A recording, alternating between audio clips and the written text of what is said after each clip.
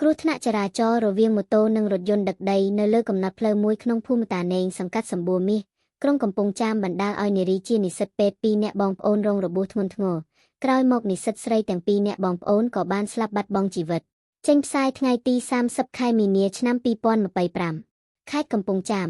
ហេតុការណ៍គ្រោះថ្នាក់ចរាចរណ៍មួយបានកើតឡើងរវាងម៉ូតូនិងរថយន្តដឹកដីនៅលើកំណត់ផ្លូវមួយក្នុងភូមិតានេងសង្កាត់សម្បួរមាសក្រុងកំពង់ចាមកាលពីថ្ងៃទី28មីនាឆ្នាំ2025បណ្ដាលឲ្យនារីជានិស្សិតពេទ្យ2នាក់បងប្អូនរងរបួសធ្ងន់ធ្ងរក្រោយមកនិស្សិតស្រីទាំង2នាក់បងប្អូនក៏បានស្លាប់បាត់បង់ជីវិតចំណែករថយន្តដឹកដីបានបើកកិច្ចក្រោយកើតហេតុជំនាញគោលបាលចរាចរណ៍ក្រុងកំពង់ចាមកំពុងប្រតិបត្តិការស៊ើបអង្កេតលើករណីនេះបើតាមជំនាញចរាចរណ៍ក្រុងកំពង់ចាមប្រាប់ឲ្យដឹងនាថ្ងៃទី29មីនាថានិស្សិតស្រី2នាក់បងប្អូនដែលមានស្រុកកំណើតនៅស្រុកកំពង់ស្វាយខេត្តកំពង់ធំបានមករៀនជំនាញនៅសាលាពេទ្យមួយក្នុងក្រុងកំពង់ចាមដោយទាំង2នាក់បងប្អូនបានជិះម៉ូតូចេញពីផ្ទះឈ្នួលមួយកន្លែងដើម្បីទៅកាន់សាកលវិទ្យាល័យដែលពួកគេរៀនស្របពេលដែលជិះឆ្លងផ្លូវមិនទាន់ផុតផងត្រូវបានរថយន្តដឹកដីមួយគ្រឿងបើកមកបុកនឹងកិនពេញទំហឹងកាលពីវេលាម៉ោង 7:34 នាទីព្រឹកថ្ងៃទី28មីនាឆ្នាំ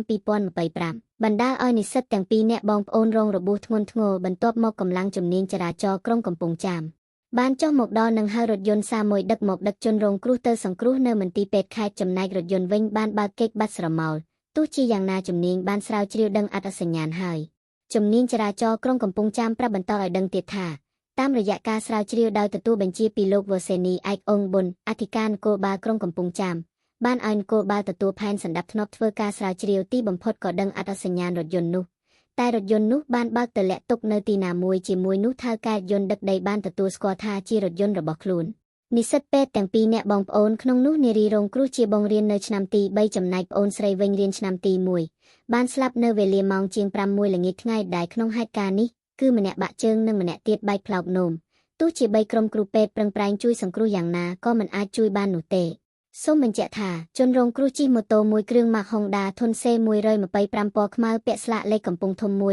15132បើកបរដោយឈ្មោះប្រាញ់ចន្ទ្រាភេស្រីអាយុ21ឆ្នាំរួមដំណើរជាមួយនឹងម្នាក់ទៀតឈ្មោះប្រាញ់ចន្ទ្រាស្រីអាយុ18ឆ្នាំជាប្អូនដោយពាក់មួកសុវត្ថិភាពទាំង2នាក់រថយន្តដែលបង្កហេតុ Marcus Kenia ពណ៌ស្បិតស្គុតផ្ទៃមេឃពាក់ស្លាកលេខស្វាយរៀង31560បើកបរដោយឈ្មោះដាមិនស្គាល់អាសយដ្ឋាន